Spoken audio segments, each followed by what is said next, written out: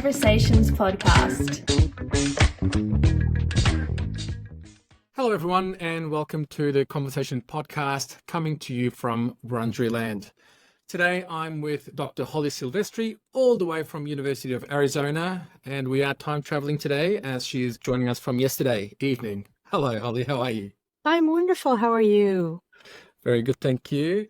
Dr. Holly Silvestri is Senior Coordinator of Translation, Training and Curriculum for the National Center of Interpretation, which is a unit of the University of Arizona. Holly, welcome again, and thank you for joining us on the Conversations podcast. Today, we are here to talk about a very comprehensive study on automated interpreting, or as AI, as most people may know it. And this study was published by CSA Research and Safe AI. Can you tell our viewers and listeners a little bit about who the Interpreting Safe AI Task Force is and about their mission and vision, please? Certainly. I assume at some point you'll have some reference to our website, but I'll make a reference to it here. It's safeaitf.org. You can find our mission published there, but I'll let people know it here. We want to establish, disseminate, and promote industry-wide guidelines and best practices for the responsible adoption of AI in interpreting. We hope to do this through facilitating dialogue and action among vendors, buyers, qualified practitioners, end users, and all other stakeholders. Our main goals were to, when we started, to document the current state of AI capabilities in real-time language interpretation, which includes speech-to-text, speech-to-speech, multilingual captioning, translation captioning, all of those elements. We wanted to identify key use spaces where AI is being or could be sold or applied to medical, legal, educational, business, and any other setting you can come up with. And then identify the positive and negative impacts in the use cases. And then create some guidance, which we're really working on now, for each of those specializations, using key cases where AI is appropriate and where it is not based on risk analysis. For example, does speech-to-speech replacement of a simultaneous interpreter at an event expand multilingual access safely where, or are the dangers too high, depending? It's important to understand that there are some technical terms, right? There's complex, technical, low risk, high risk, safe, unsafe, and all of these are currently being used, but there's no unified definition of them. It sounds very subjective sometimes, low risk, high risk, urgent, non-urgent. It's all dependent, isn't it? Dependent upon who is using it at the time. That's part of the problem, is we haven't defined these as an industry from all perspectives, right? Not just the interpreters, but the tech creators, the users. So that can be that's our first problem. I think so. And I think some of the stakeholders might necessarily not want to have those definitions set in hard stone.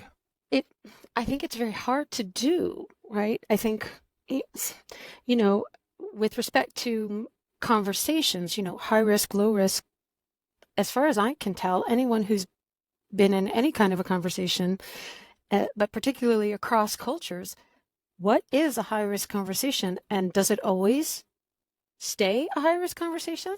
I mean, conversation is so general. I know, that's what I was thinking when I was preparing for this. What is low risk, first of all, and then when does low risk become high risk? Something that starts as low risk, as a very simple conversation, then potentially can turn into something that's very high risk. Right. We've all been there. Anyone who's interpreted, myself included, you start in, going into a wellness exam, and then you end up with a cancer diagnosis, and then you have to explain, that to me, that's a jump. Oh, yeah. That's no longer low risk. Oh, yeah. Whereas a wellness exam may be in some places considered low risk because, it's just the usual stuff. You're just going to go in there and interpret the exam results well. Sometimes life takes a left turn, and how do you determine that before the conversation starts? That's the problem, right? If you're going to say AI is safe for low risk, then you have to define low risk such that before the conversation starts and throughout the entire conversation, it's low risk. Or you have to do at some point an opt out, right? Exactly. When do you know to tap out? Mm-hmm. When exactly that takes a lot of, I think, training as well, within regards to the end users. Holly, Sure. how did you personally get involved in this study? Can you tell me a little bit about that, please? And what's your Sure. background in translating, interpreting, and how you ended up within this group? Oh, well, okay. A little about my background. I'm a child of immigrants, which is the common story, I think, across the world, but Mm, particularly in the United States.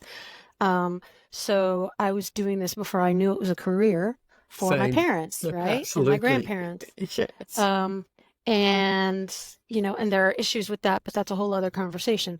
Yeah. Um, and then being the good daughter of immigrants, I was told I needed to get a secure, government-based job. So I went into teaching, and then I discovered, oh, I can teach this. And then I discovered, oh, I can do this. I've been doing this. Why don't I do this? And so I took a left turn out of teaching and went back to training and being an interpreter. But I came at it through being a Spanish and French teacher, and then I ended up back in interpreting that And way. now you're combining both of them. You're teaching Exactly. interpreters and Yeah. translators. So it's been a fun journey. I think most people, at least in my generation, I'm on my fifth iteration, I like to say, right? Ask me what my career is in 5 years, who knows? But that's what Absolutely. it's And been. And the reason I'm involved in this is, a group of us, all of us have professional friends, right? When mm, we, and they were, for all of us, it included interpreters, leadership in professional organizations, LSPs, which is our abbreviation for language service, providers, providers. which Yeah. is what we call, the agencies, I guess, that a lot of people talk about.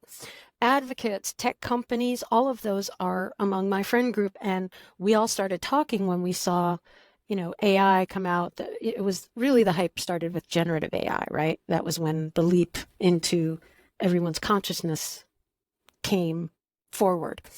And we were like, uh-oh, this is going to be a big disruption, and it's going to be severe and rapid. And having been a translator, and I still am as well, I didn't want to take the back seat that a lot of translators took and let someone else make the rules. Mm. So I said, we need to act, and we need to be all of us involved in this. We can't just be the interpreters saying this. We need to all get together and talk about how we're going to address this as a group. So we formed the Safe AI Task Force because there was no organization that covered it, and we didn't want to. We didn't have the time to create an organization, which we may end up doing, but we just needed to address this issue somehow. And so I said, well, we're a task force. Let's go. Um, Well, thank you very much on behalf of everyone out there, because we've all been talking about it and we've all been getting very angry and emotional about it, but I don't think right. there's anything being done about it. Well, And we've heard about you, and we were always interested in your study and its findings. So finally, it's been published, and it's absolutely. there's about 350 pages of it, Yes, I could talk for hours. which is a wonderful, wonderful bedside reading. Honestly, I've read the summary, but I'm now going through page by page as well. I'm dedicating some hours every day, and it Yeah, is a very, very interesting read, to be honest with you, because it's very practical. right. You had so many people involved in this. You had the survey included LSPs as well as users across 82 countries, 48 US states. And it wasn't just multiple choice questions. You had No. 3,400 free text comments, and some of them let you know what they really thought, didn't they? They were pretty Oh, well written yes. essays, and Oh, yes. you managed to go through all of them and put some quotations in your study, some anonymous quotations, Right. and 9,400 data points published. It's just an amazing study here. I don't know if is it the world's biggest translation interpreting study? Could possibly be. I'm not sure. Is it? Possibly not to, there isn't a lot of money for TNI research, so it could very well be. We knew that it had to be done by an independent research company for sure. We've And seen that's CSA research, right? right CSA Yeah. research, which is had been renamed. It used to be Consumer Advisory, I think. So it's very, at least in the United States, it's very well known. It's a long-term independent organization that does research. And they focus on language services only, They- right? No, they do research in No. everything. Okay. They are very well known for their research in everything. They do everything from, what car is your best to, your dishwasher should do this. But we went to them because we had, I had worked with them before, and so had some of our other members on other surveys that we had asked about in the TNI area, and we knew that they had some expertise in that area. So we went for someone who could do the independent version. It wasn't cheap, but we Can you ended tell me up. how much it was? Not true. Not cheap, but we wanted it to be someone else. We didn't want it to come from us, the research. We worked on creating the questions with them because we had a lot of expertise, but then we let them, we let it be. This is why it took so long, right, for us to actually come out with the data. But what a great Because- approach to get it done independently. Then, Yeah. you can't be blamed as Well- being biased. That's right. We wanted it not to be, a bunch of interpreters got together and said Yeah, AI sucks, right? Yeah. That's not our purpose. We wanted it to be strategic, and we wanted it to be perceptions, because we knew that was where we had to start, right? Because the hype was so great about AI is going to just take over everybody's job. We needed to see what our audience and all aspects, the end users, the interpreters, the tech people felt about this. I have to be honest, it was a bit of a challenge to get some of the tech people to take the survey. And so we did have a lot more interpreters. And I think that's just sort of reflective of the general nature of a disruption, right? The disruptors don't really want to answer your questions, but those people Exactly. who are going to be affected and disrupted are freaked out. And yeah, I'll do your survey. Let me get more data because I'm terrified of losing my job. That being said, it's still very valid. We got surveys from even end users, which is also really a challenge, right? Because we had to do translations of all the questions in order to get the end users that were non-English speakers. But the intent was it was US focused, but of course we put it out there and anybody who could or who wanted to could answer. How long did it take? It took about 6 months Yeah. to get it, it took about a year really to get it off the ground, and then to get it into question form, and then it took about 3 months for them to collate the data. We had originally intended to release it in January, but there was just no way. That's still We had very to- good time for the Well, we behemoth pushed. this study is. Yeah, and we did have a little bit of a quirk because we had wanted to represent sign language as well. It Yeah. was a question of the time it would have taken to put all the questions in audio and video format that created a problem with us getting the data out in time and getting the survey out in time. So we decided that the deaf advisory group, which was part of our group, would do their own survey with the deaf and hard of hearing community and end users and tech there, and they would collaborate with us. So their study is an adjacent study to ours, and their results are supposed to be, looked at alongside of ours, right? Because signed languages have additional issues with AI, right? There's facial recognition involved if you're going to do ASL or whatever signed language there is, because they use all of this. The meaning, right? The whole, everything Yeah. from your, basically from your breasts up is what they're using, not just their hands. So that has to be captured. So that's why their tech is a lot behind the spoken language tech, because they have a lot of other technologies, facial rec on top of it, which, if you know anything about that technology, is very problematic. And well, I know because I live in an area where they test using it. Right. Well, I love, yeah, I know that some companies and countries like using it against their citizens. That's a whole other problem. But we live in an area where they test cars, right? The self-driving cars. And every once in a while you get one that hits a person because they didn't recognize it as a person. And I'm like, yeah, that's a problem. That's a small problem.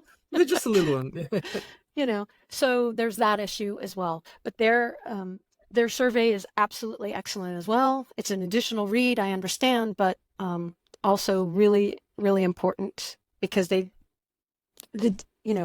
are similarities between the signed languages and the spoken languages, but there are differences, which is why I think there are separate organizations for each. Important to point out that there are 2 reports, right? Yes. One for sign language and one for spoken languages. Correct. We went for the expediency over waiting for the signed languages to be, everything to be translated into the signed languages.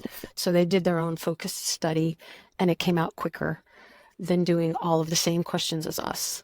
Yeah, so their study was an adjacent study, but it's really also really full of information as well for the signed languages. Studies can be found on safeaitf.org. Absolutely. Both of the longer studies and the short summary versions. I recommend the summary version first so you get the overall view, but that's just me. Absolutely. There's also a really good video as well on the website, which is an overview. I've already shared it with a lot of my contacts, and that's also a very good one.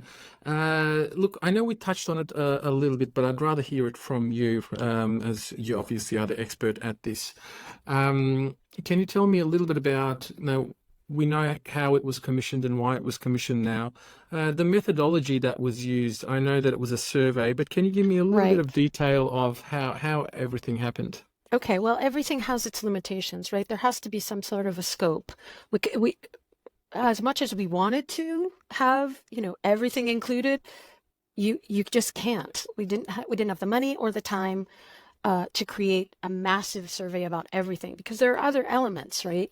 There's speech to speech, there's subtitles, there's captioning, all those elements we want to do research on as well. But this was just in interpreting and for that reason, amongst others. If you just asked about everything, you might just end up with the number 42, right? Well, I think it would have taken us, the problem with it also was that AI was moving so fast. We were afraid that we were just going to end up behind the wave, right? Fantastic, yeah. So we were just like, we have to just limit it. So we limited it to interpreting, and yes, we will try and do the other elements of it as well. But for the time being, we thought the threat was, with respect to interpreting, because the hype was this is just going to replace everybody. So we limited again, like I said, we wanted to capture the perceptions of both spoken and signed, but we had to make those adjustments like I had spoken about. So we have the 2 surveys. It was US focused for a variety of reasons. Look, the laws are different, right? We were all in the US and we have to deal with this worldwide, but we also needed to be able to look at it from the perspective of, okay, what do our laws say can and can't be done right now? And what guidelines do we need as far as regulation, as far as codes of ethics and things like that apply here? And we hope that the guidelines that we put out can help everyone else, but your laws aren't our laws. Your regulations aren't our regulations. So we also had to limit the scope to the US. The information we got from those abroad who also work in the US sometimes, which is probably why they answered, was great because it does affect us as a country.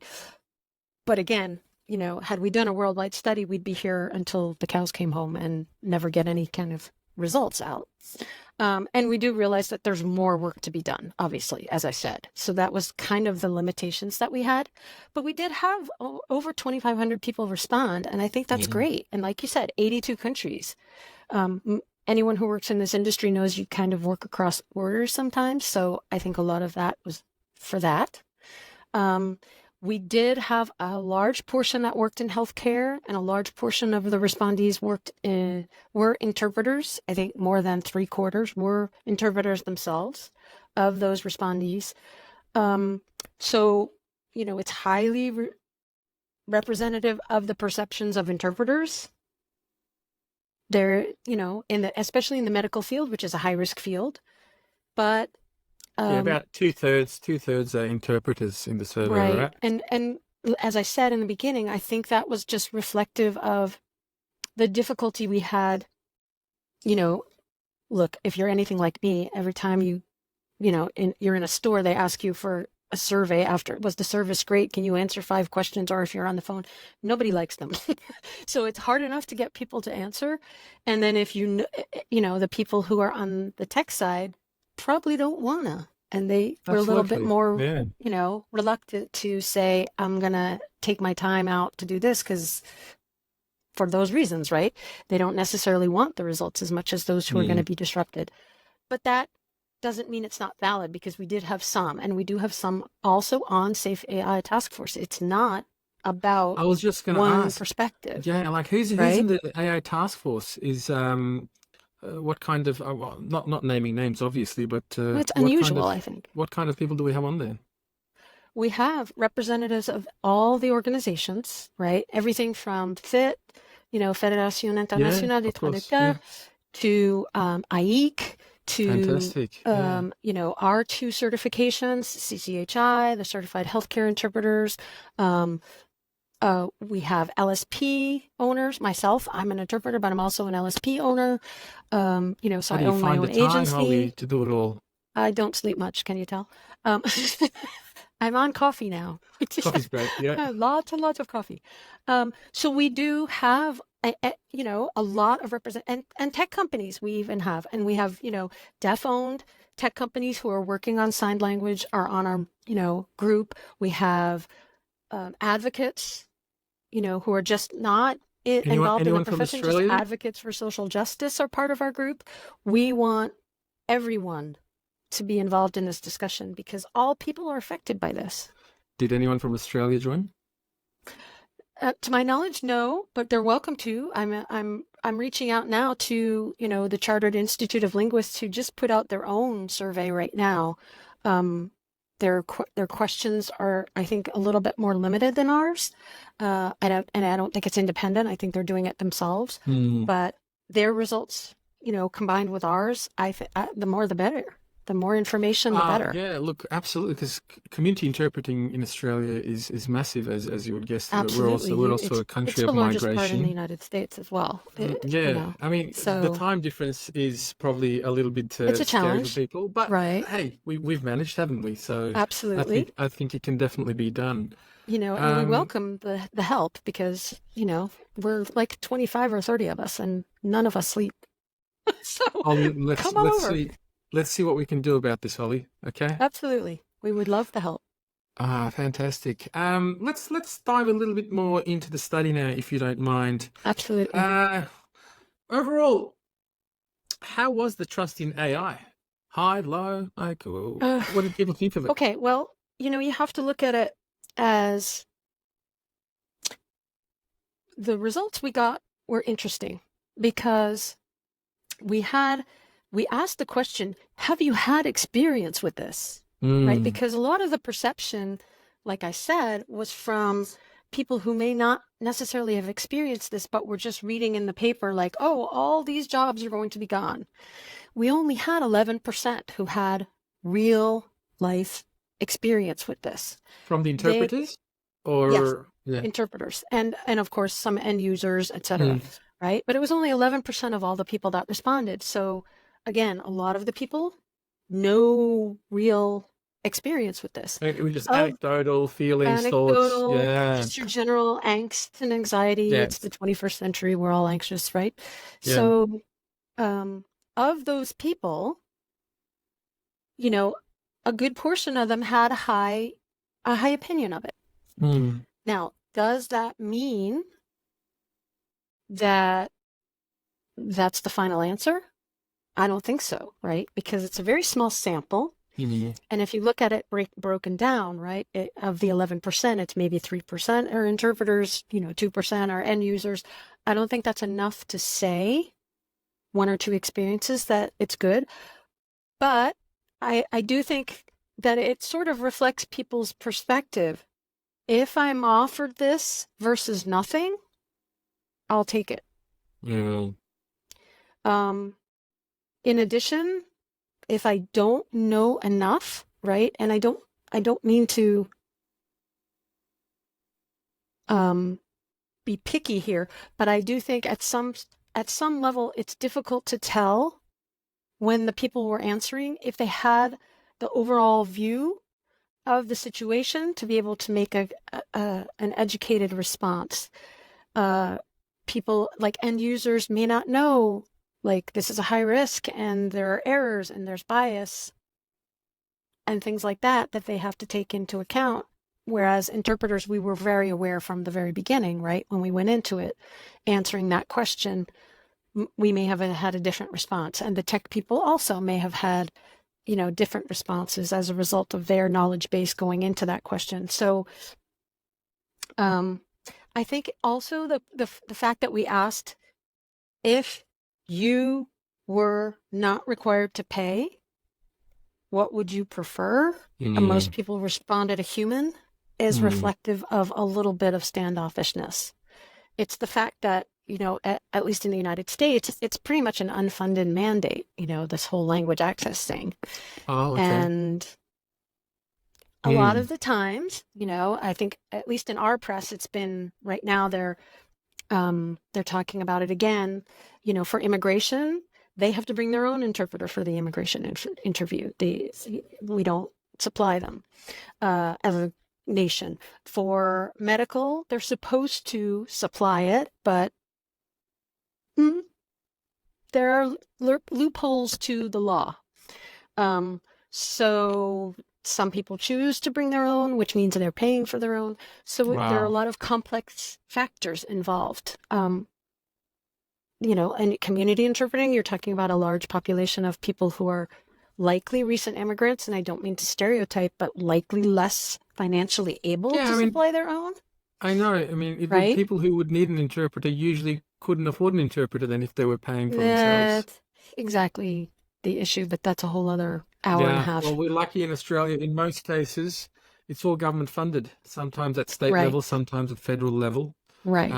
So, and so if federal money, it's just told the hospitals are supposed to come up with this in their budget. The doctors are supposed to come up with it in their budget. And many doctors aren't aware, right? And dentists aren't aware. If they get federal funding for whatever, that's the money that's supposed to go to the interpreter, but they use it for other stuff. But that's a whole other question, we'll have another podcast just about that. Of the issue there, right? So a lot, of those 11%, they judged that it was of a caliber that they could accept. Does that mean that particular conversation was representative of all the different situations? Like I said, no, I don't think so, right? It's a very small percentage that had any real experience. So I do think that, the more likely your interest is in AI, the more likely you are to try it as well, right? Look, so again, it's inevitable. 2006, we had this conversation earlier. Was it 2006, 2007? The smartphone just came in, and look where it's at now. We've all got it. It's in our lives. It's right. We can't live without it. We literally can't live without it, right? No. My honestly, phone told me that I spent 6.5 hours on it on average every day. That is a lot of time, but I do everything on it. I watch TV shows on it. I do work on it. I talk to my mother on it. I do a lot of things on it. So it's inevitable that this will also become an everyday part of our lives, I think. Oh, I do think so. I mean, I'm not a Luddite, and I don't think any of us on the task force is. None of us are looking to say this should be banned. I just think there need to be rules on when you should and shouldn't use it in certain cases. Absolutely. And how you can use it. I do think it's very much like telephones in the sense, or the travel industry, at least in the United States, right? Pre-internet, I'm that old. Oh, yes, I am. So my You God. had to call a travel agent.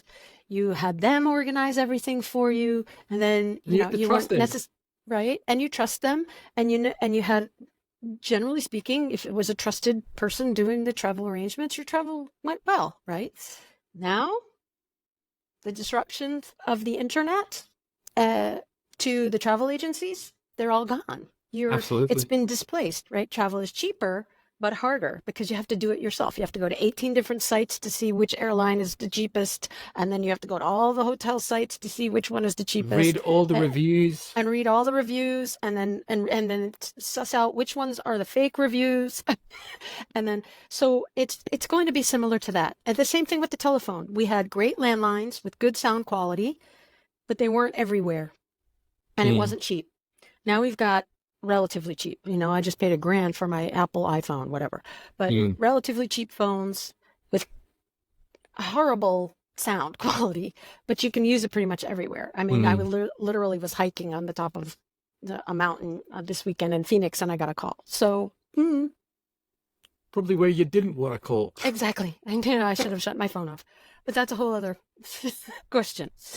So is this going to be integrated? Yes. Right. And that's, do we need to set some guardrails? Absolutely. And that was Sure. the whole point of getting people's perceptions, because we wanted to see how high their anxiety was, because anyone who knows anything about psychology, if their anxiety is way up here, you're not getting through to anybody. You have to wait till it comes down, and then you're going to have a level-headed conversation about, okay, what's next? So Again, well done, and thanks for taking this first step. And it's probably the first step of many, many, many, many steps. oh yes. And Oh, yeah. hopefully all around your country, my country, around the world, will be working towards making this a more positive thing for the human being. I do think so, not, yeah. Not something that generates angst and anxiety, like we've been saying. Right. So Well, how we've do you also- think... Go on, sorry. I'm so sorry. We've No, please. also just commissioned a second piece of research. Again, expensive, but we're doing it. Which is, we want CSA is now asking tech providers and end users and a bunch of other stakeholders, and they're going to try to create a decision tree for use cases, which will go along with the guidance that we're also going to put out. We're working on it. It should be on our website for a month's public comment soon. Now that guidance, combined with the decision tree and research, which will also be available to the public, we're not going to keep it behind a paywall. The whole idea of this was somebody needs to say something, and somebody needs to put some lines, stay within the lines. And where are the lines for this? So the guidance, and we specifically say guidance, not guidelines, because it's general. And we want people to take that and the decision tree and then go back and work in their organizations or in their companies and create the client education information, the changes to the code of ethics, whatever your case scenario is, whoever you happen to be. The LSP may create client information, changes to their company policy about AI, etc., based on this guidance and the decision tree. That's our hope. So that's something very much to look forward to. And like you say, it could be then employed in all parts of the world, in all parts of the industry, Right. And people can use it to their advantage and adapt their codes of ethics and put it, include it in their staff training, or even potentially, in university curriculums as well. I was talking about this the other day with a fellow academic, and I was like, we need to start talking about how to train potential future interpreters and translators on how to work with AI.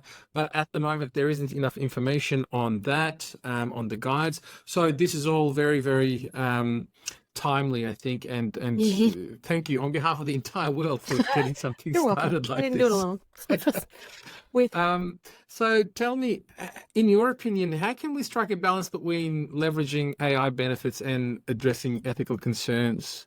I mean, Okay, we're I talking think- about what is urgent, what is non-urgent, critical, non-critical. Yeah, it do you is think? problematic, right? Interestingly enough, almost everybody, and it's instinctual, right? Everyone thinks the technology, because prior technology did this. It lowers the cost. And that must be why they want to do this, right? Because they want to lower the cost. Humans cost too much, etc.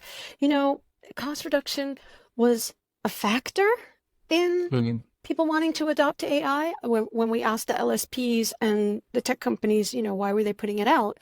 That was only one of the factors. It wasn't the leading factor in the survey results. When the LSPs were asked why AI interpreting appealed to them, they mentioned cost, yes, but scheduling and ease of access as well, right? I'm sure your country's as big as ours, in fact, probably larger in square miles, I'm not sure. And we have, pockets where we don't have in-person interpreting because it's so hard to get to, or there's no one who's trained in that language pair there.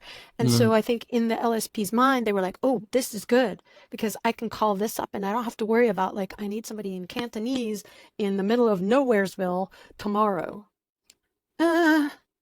The problem is the fact that they saw that 24/7, 365 on-demand access, without the phone trees or the scheduling issues as an advantage. Without a complaining interpreter. Yes, as well, right? Or the late interpreter or the interpreter that doesn't show up. God help us, please be professional. It reflects on us all. And then the end users, showed even higher percentages of wanting that, right? Because they're desperate to have someone help them. So that was one of the things that they said, if I can't find an interpreter, I'll take this over nothing for sure, right? So can I ask you there then? Yeah. Sorry, just a little bit of it. Because this was largely done in the US, about almost 80%. Are the remote interpreting technologies or processes availability, are they not up to standard there, that people say if we don't have face-to-face, we'll take AI instead? I mean, isn't there video or phone interpreting before those stages? There is phone interpreting, but we, like a lot of countries, have a chronic shortage of qualified, trained people, whether it be remote phone over the, OPI, over the phone interpreters, as we like to call them, or, video remote. We just have a chronic shortage, especially in I'm going to make a generalization here and I'll probably get kicked around the corner for it, but especially in the non-traditional languages, what we like to call the languages of lesser diffusion, there's a huge shortage. We have a lot of indigenous, immigrants coming in, Mixteco, indigenous languages that nobody's trained in these languages. So, they don't have them. Doesn't matter if it's remote or not remote. They, and or it costs too much, right, to remote call someone in from some small village in Mexico that may or may not be able to do the job. So I think there was a disconnect on a lot of people on the both the end users' perception that this is going to solve all of those problems, and on the LSP perception, because AI is going to be available in unlimited languages and no more hunting for, the remote interpreting, iPad cart in the hospital. I'm just going to go and use AI. Well, no. The problem with that is if you look at how AI is currently being deployed for this purpose, it is trained on, well, it was before it became a for-profit institution, right? OpenAI in the US was given a pass on the copyright laws, and it was trained on a lot of novels and so on and so forth. But since then, it's lost that, and of course, there's all sorts of suits now. New York Times is suing everybody because they used all of their new online news articles, and they didn't see it coming. They want credit. Well, too good to be true, is it?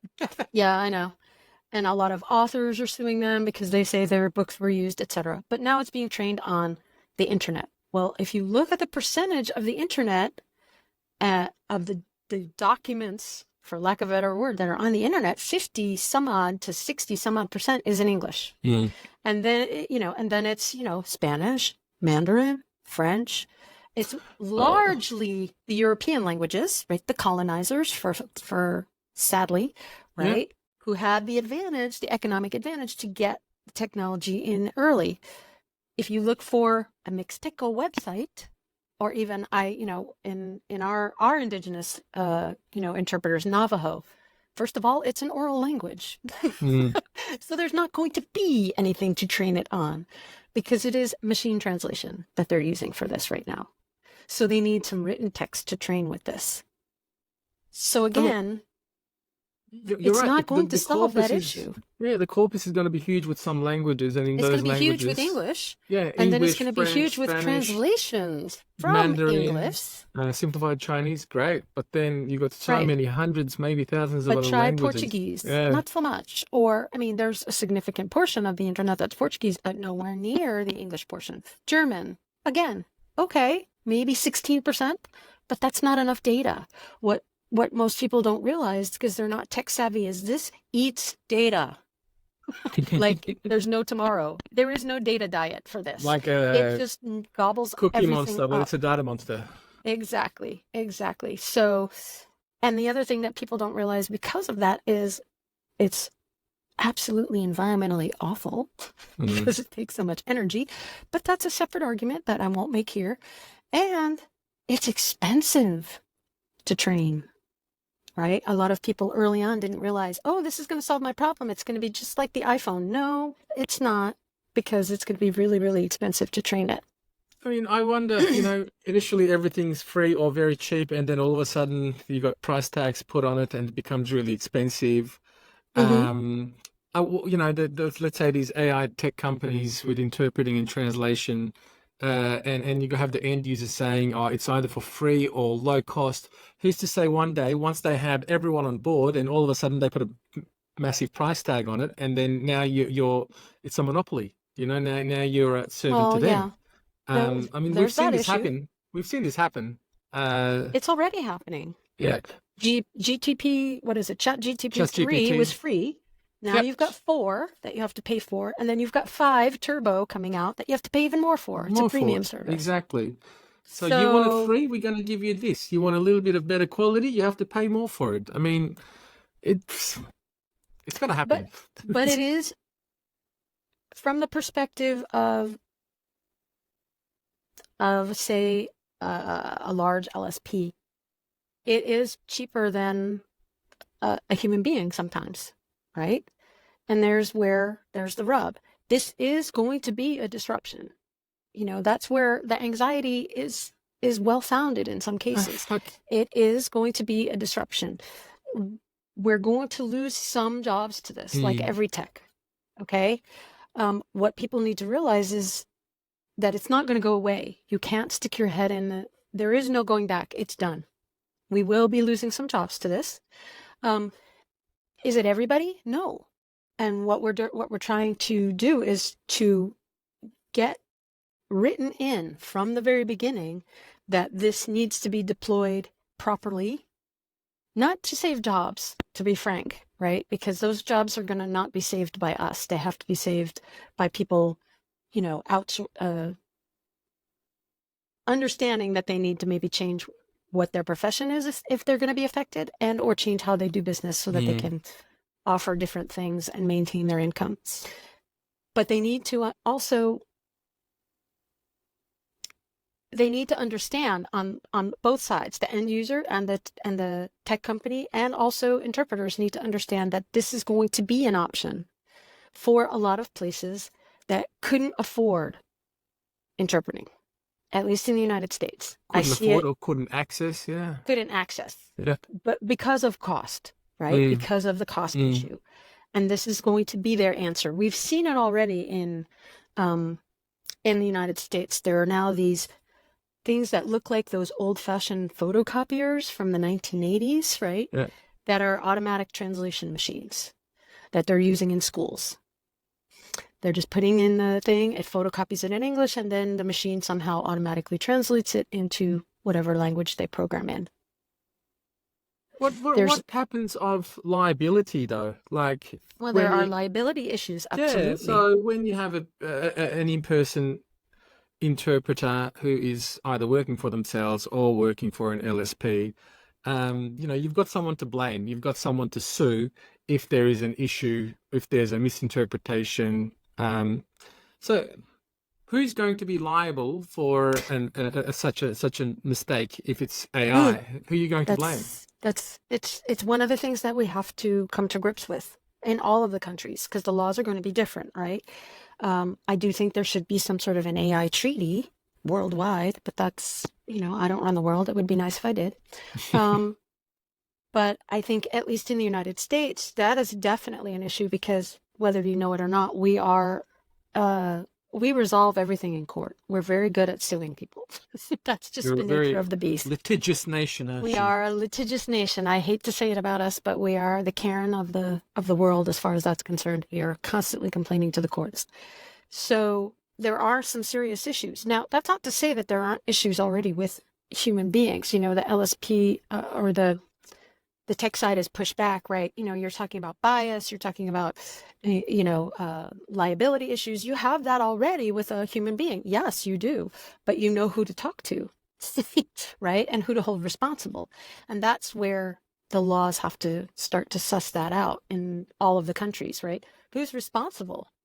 And it's the same issue.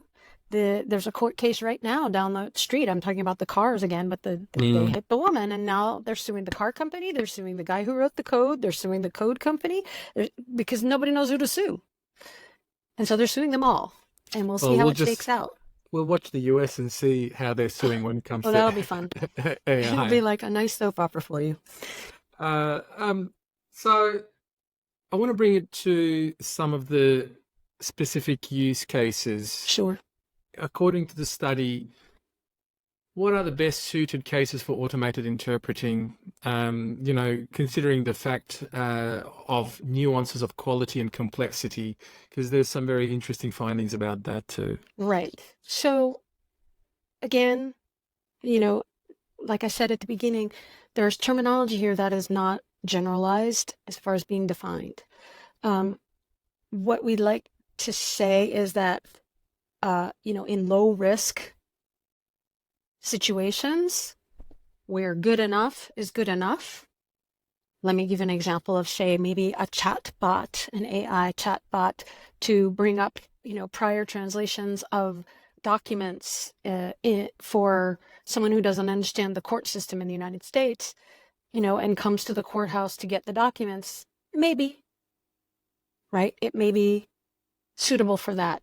Yeah. But the crux of the issue comes with, what do we do with, what do we do if low risk suddenly becomes high risk? How do we define this ahead of time, right? No one walks around with a bubble over their head, saying this is a low risk conversation in green, and then all of a sudden it turns red and it says high risk flashing. No one does that. So at what point can you determine that? You can't, I think, beforehand. There are very few cases where you can determine that this is going to be low risk and it's going to stay low risk the whole time. So, even saying low risk situations, yes, but what is the definition of that? Yeah. And how do we put it in motion? Don't even go to healthcare settings and legal settings. Let's just go to a restaurant, right? Very easy, tourist. Mm-hmm. And I want to ask about the allergens, Sure. I could just be intolerant, but There what you go.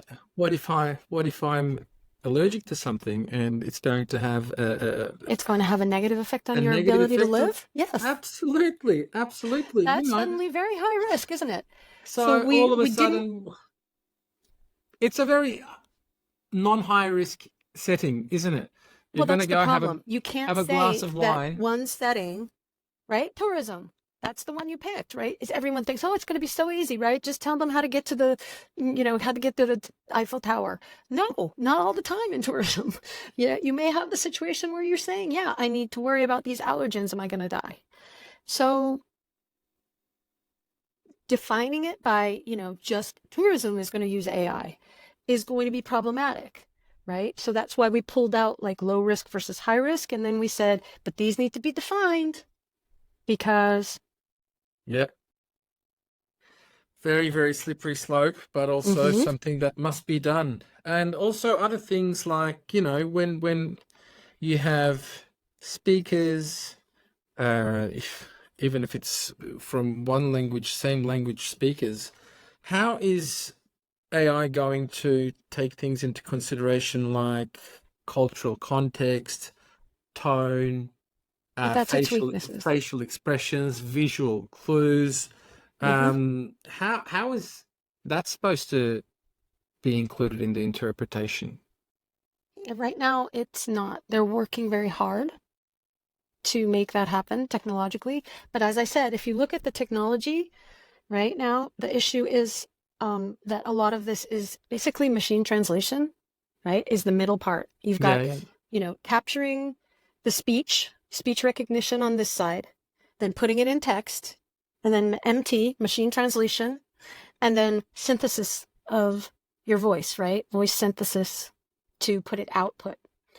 The capture, each of these technologies has its weakness that they're working on, and they'll get there. It may take a while, but the voice capture technology has the weakness of anyone who's done any kind of phone chain kind of a thing where you're waiting and they're, please say your phone number or your full name and you'll be put in line.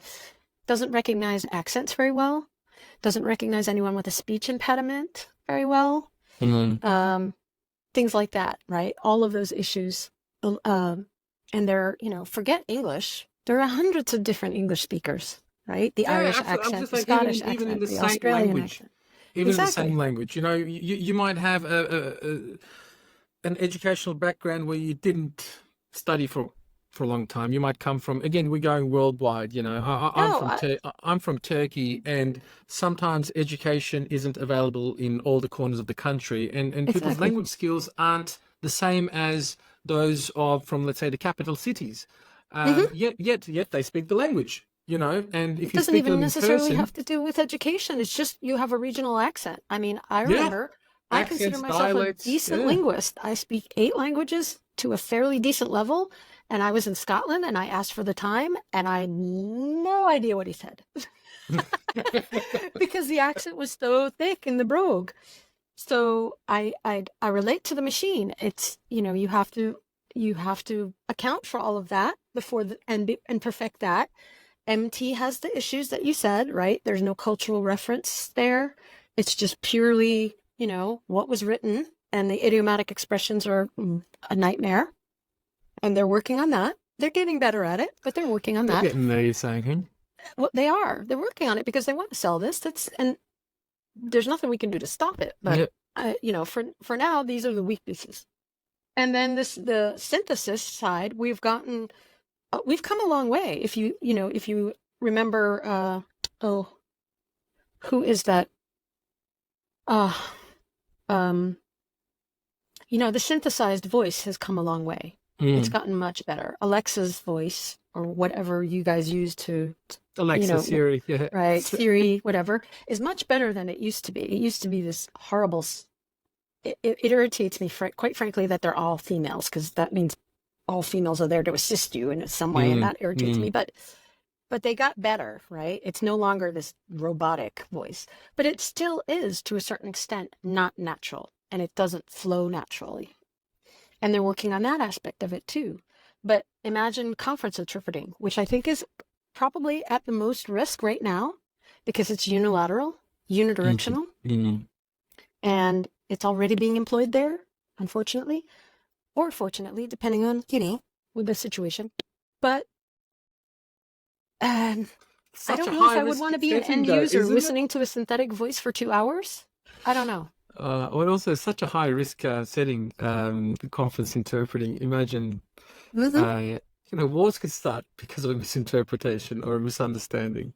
Yeah, Like, but it is being used in business already. It's like a sci-fi movie happening in my head already. I know. Oh, wow.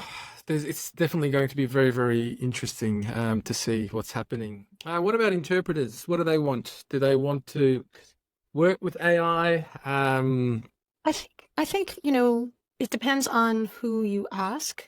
Much like the general population, there are some that are Luddites who absolutely not. But I think the realization of most people these days is that they're going to have to come to grips with some of it. I know, look, I'm an early adopter of a lot of tech, so I'm probably not your average Joe in that sense. But I've started practicing with what I hope they'll sell, because there is research out there, and even on our website you can find it, right? In Amongst the News on the Safe AI website, there's research that this can help in a lot of ways if it's properly used, right? The whole transcription thing.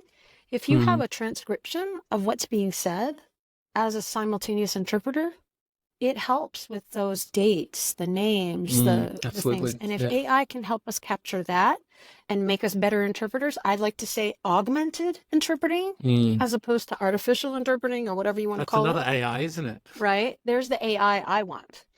But that's personal. That's not a task force comment. It's my own personal comment. And so I've started practicing in Zoom for, yes, Zoom, send me free subscription. I'm giving you a pump.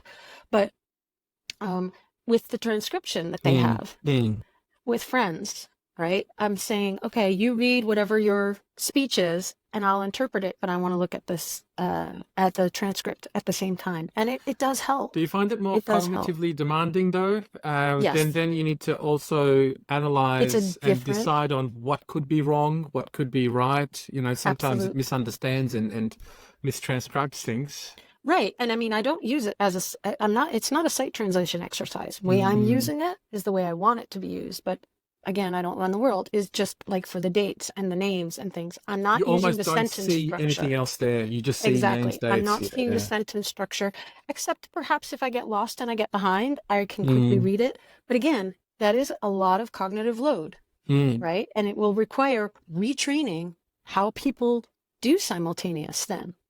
So there are a lot of factors to take into account. But I'm just experimenting with it because I know eventually I'll have to teach it. Well, it's going to be very exciting, the teaching side of it as well, I think. That we can have another whole conversation on too. That has tremendous possibilities for individualization of material. I mean, in a regular classroom as well, but for teaching training, AI can be fantastic for that if we allow it, into the classroom. I think it would be fabulous. I don't want it to go away. I just want to use it properly. We talked about a code of ethics. You talked about some guides. Currently, do you think we have enough data? And I think you said you do, to at least get some kind of a conversation started. You have to. Yeah. Otherwise, you're behind the curve, right? We know that there's much more work to do, but if you don't put anything out, right, we could put guidelines out in 2040, but by then it's too late. Skynet's already taken over. So you said you're going to put these guides out when? Yeah. For We're working on the guide, comment, did you say? The guidance, yes. Well, because we want the public to be involved, I think it's a good step. We came up with what we think are some very basic tenets and principles, like I said, guidance. And then some explanation of how we came to that. And then we're going to put it out for public comment for a month for everyone to look at and comment on, because for two reasons. One, we know that, unfortunately, I would like it not to be the case, but we know that once this is out, it's going to be fossilized and it's very hard to change, right? Once you publish that, everyone's going to glom onto it, and that's going to be the baseline. So we want to make sure we didn't miss anything, right? Because we're all working internally, and when you work in a bubble, sometimes something goes over your head, or you miss the one particular aspect. So we want to make sure the public gets a chance to look at it and go, but you missed this, or I would reword it this way, or blah, blah, blah, whatever. And they get a chance to look at it, and then we bring it back in and we finalize it before we put it out. So that's the purpose of that. Open internationally as well for feedback? Oh yeah, it'll be published on our website, and there'll be a place to put your comments, and you can email us your comments if you don't want to put them in the place that we say put the comments here. We have a contact us email that I get every day, so you can yell at me on a regular basis, and it's wrong over here. Let me know when that's up and going, so Absolutely. we can let everyone know you as well. Hoping that it'll be the month of May, but don't quote me on that because we're still fine tuning it internally. But ladies and gentlemen, Holly Silvestri has just said it will be May. Oh, great! I'm in trouble now. I'm No, fired. just kidding. No. We'll hopefully in May. If not, we'll look Yeah, forward I'll shoot to you an seeing. email to let you know. That'd be great. Let me know, please. Look, kind of like we can keep talking for hours, like we said, but I want to start slowly wrapping it up, and maybe we'll catch up again after May. We'll get Sure. some information on some of the feedback and comments. Let's talk about some of the recommendations. Now, CSA conducted the research, totally independent. Right. Obviously, they have recommendations for you as well. What are some of the recommendations that they have for the Safe AI Task Force? What are some of the recommendations that they have for LSPs, interpreters, the tech companies? Are you able to shed a little bit of light on that? Well, we want, collaboration is important, right? That's why we wanted all of those people to be on the task force. So we wanted that broad perspective, and we wanted the recommendations to be broad in the sense that everybody gets a piece of meat to have to chew on and think about. We Sorry, want Holly, can you to. just lift up your microphone a little bit? Oh, sure. There. Is that better? Perfect. Yeah, wonderful. Thanks. So we've been open about the types of goals that we have. And I think a lot of the recommendations are aligned with that, right? There's more research needed. This is not the end, right? We have to do that. And we took the second step, which was, getting the research so that the decision tree can come out. We do want, and I think part of the recommendations from CSA were to take this and then create some kind of guidelines and some kind of way to do client education on this, because it's such a complicated factor. And so that's where we have headed.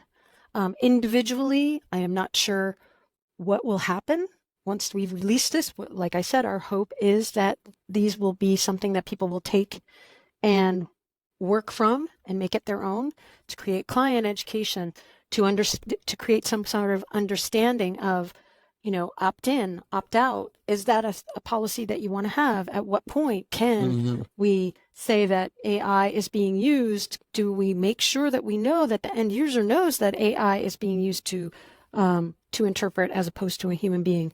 Is there some kind of a way that they can say, I don't want this, I prefer another option? All those things need to be individually taken care of. It's not something that we can dictate. We have no real power. We're just people who said, hey, we got to talk about this, right? And so we will eventually then, we do have lobbyists, for the industry in our group, and we will be lobbying in our own country to get regulation, to get people involved that don't necessarily understand our industry. I don't know if that's true in a lot of countries, but we have to do a lot of client education. Well, same. And I think our politics is already messed up. God help us. But on top of that, it's an aging population. Yeah. Those who rule our country, right? Congressmen, presidents, they're old. They may not know enough about the tech to be making the proper decisions. So we want to make sure that we're there to educate them about how this will impact the industry, what we would like to see happen, what regulations we would like to see, and why those regulations are important.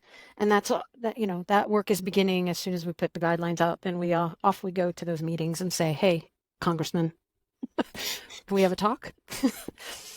So good luck to you. You have your work set out for you. Indeed. And in your opinion, Holly, just to wrap it all up, what future trends do you see in the field of AI or automated interpreting, and how can we prepare for it? What's in the future? Because I know that you're a clairvoyant and you can tell the future. Absolutely. That's why I'm sitting on a beach in Tahiti and not here right now. I do think that interpreters absolutely have to take some responsibility. They have to get familiar with AI. Right? However you want to interpret it, either as, yay, I get a new thing to play with, or know thy enemy. Your choice, right?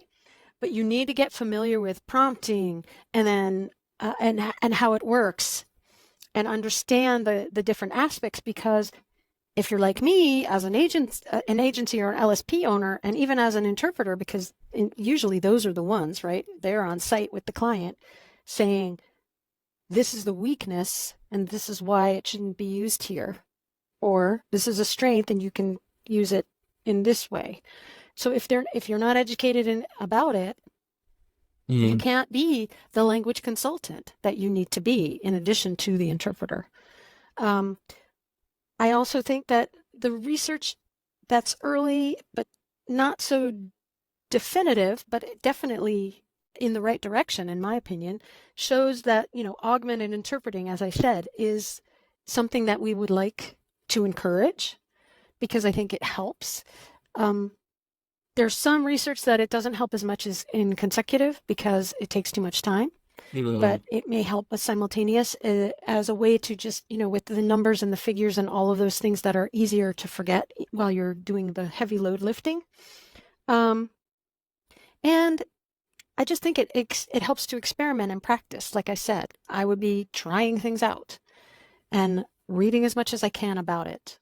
Get involved with us. Come to any of the things that we are proposing, our presentations in the professional associations, invite us to present. We'd be happy to present our findings to any of the local organizations. I'll even stay up all night if you want. I have plenty of coffee. Very nice of you. So I think education is the key so that we can at least sound intelligent in our responses, because as we saw, and I don't mean to beat up on the translators here, but as we saw, the translators stuck their head in the sand for about 20 years, and now we've got MTPE as pretty much the majority of the standard.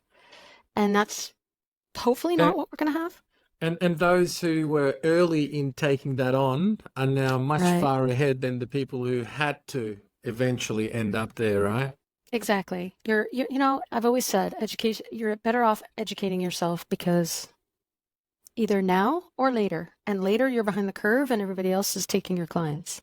So, well, let's not be scared. Let's all get involved, especially when it comes to the time to give comments and feedback on these wonderful guides, not calling them guidelines, guides that you're going to be publishing. Because I think we can all just talk about it and, like you say, get angry and anxious about it. And things are going to change with or without us being involved. So let's get involved. Act. Exactly. Let's act. Absolutely. Otherwise, it'll pass us by and we'll just be the old person shouting at clouds. But, we don't necessarily we don't have to be that old anymore because things, exactly, because things move so fast.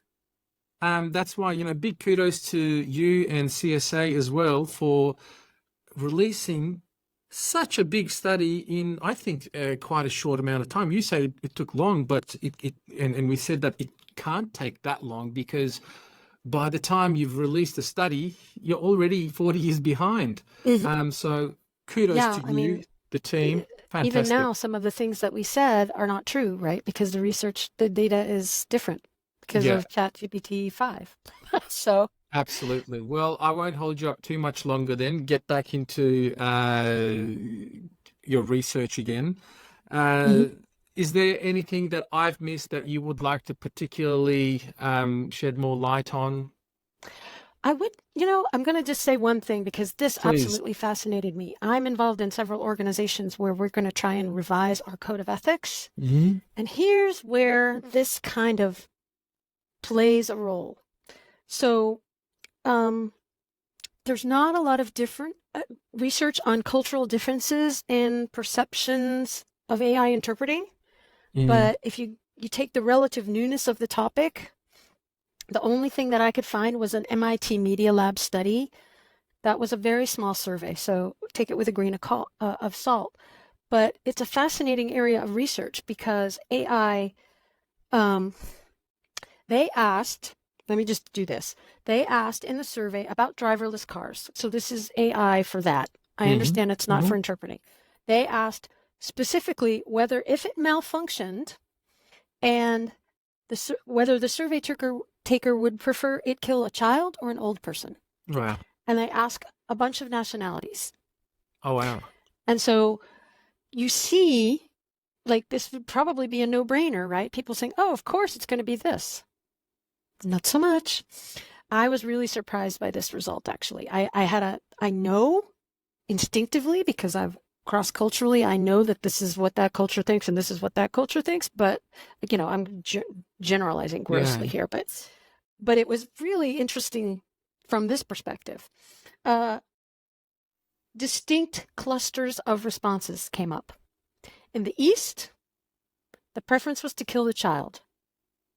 In the West, Europe and America, grosso modo, right? The preference was to kill the elderly person. And I do think that that is reflective of some cultural values that reflect on ethics. And that may be a sticking point, because AI's, the perception of AI and the errors is going to be culturally related. How much risk-taking is there in that society? How much does liability really matter? Is good enough good enough? All those are culturally related. They're not absolutes. So I find it fascinating. How sarcastic is a language, even between English-speaking countries? In Australia, we have a complete different way with words and tones, and in the United States, you do. In Canada, in South Africa, even just within one language, there's so many nuances culturally. I just want to wish good luck to AI. Good luck with that, right? Good luck with that. AI. You have your AI. You will be out of a job, maybe. Maybe you think about that. Right. But yes, there's so much to take into consideration there. And well, all the AI techs, they have their work cut out for them too. And you're saying that they will eventually get there. I think so. Maybe not in my lifetime, but soon. Yeah. Well, in a way, one part of me wishes that I don't see it as well, but it'll be really like we're stuck in a science fiction movie then. But who knows? Who knows? Thank you so much, Dr. Holly Silvestri. I really, really appreciate your time. You're very welcome. It was a pleasure. I had an amazing time talking to you today, and you're very, very easy to chat to. Thank you so much. We've been emailing each other for the last few weeks now. We made it happen. Absolutely. Also, a big thanks to our producer, Juliana France, as well. Bravo. Thank you very much for organizing everything. You're amazing.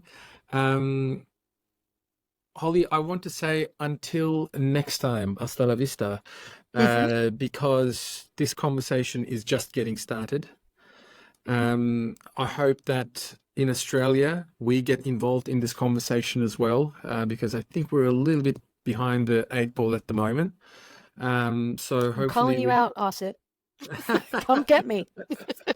Oh, look, I'm a part of the Osset branch as well, Victorian branch. So we will definitely grab a hold of you.